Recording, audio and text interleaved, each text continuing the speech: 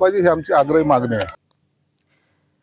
राज्यातील शासकीय कर्मचारी अधिकाऱ्यांना सोशल मीडिया वापरासंदर्भात कठोर निर्बंध लागू करण्यात येणार आहेत। गृह विभागाच्या सायबर सेल, माहिती आणि तंत्रज्ञान विभाग तसंच विधी आणि न्याय विभागाच्या समन्वयाने यासाठी उपाययोजना करण्यात येणार आहे। सोशल मीडिया वापरासंदर्भात मार्गदर्शक तत्त्व तयार करून पुढील 3 महिन्यात GR जारी करण्यात येईल अशी माहिती मुख्यमंत्री देवेंद्र फडणवीसांनी दिली।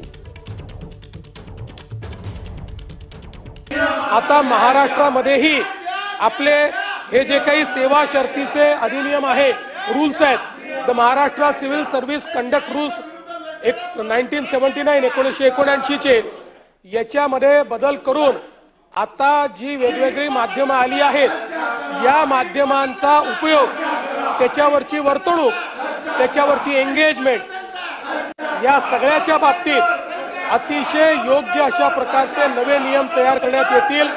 त्या नियमांना या सेवा शर्तीच्या नियमांचा भाग केला जाईल।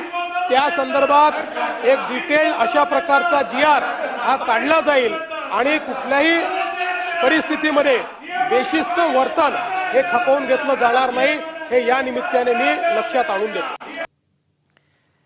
केवळ सरकारी कर्मचारी आहेत म्हणून त्यांची सरकारवरील टीका समाजविरोधी ठरवून त्यावर निर्बंध आणणं हे अभिव्यक्ती स्वातंत्र्याचा गळा दाबण्यासारखं आहे अशी टीका आमदार रोहित पवार यांनी केली आहे।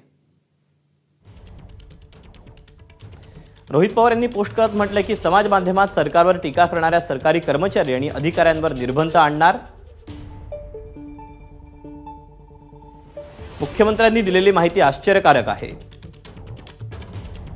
सामान्य माणूस असो किंवा सरकारी अधिकारी कर्मचारी, त्यांची विधायक टीका ही समाजविरोधी कशी, असा सवालही त्यांनी उपस्थित केलाय।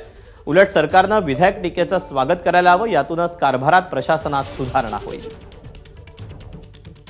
पण केवळ सरकारी कर्मचारी आहे म्हणून त्याची टीका समाजविरोधी ठरवून त्यावर निर्बंध आणणं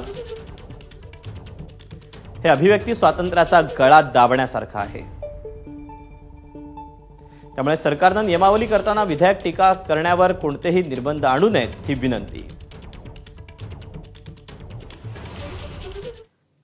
माथाडी कामगार विधेयक मंजूर करण्यात आलेलं आहे। विधान परिषदेमध्ये कायद्यात कालानुरूप बदल करणाऱ्या तरतुदींसंदर्भातलं विधेयक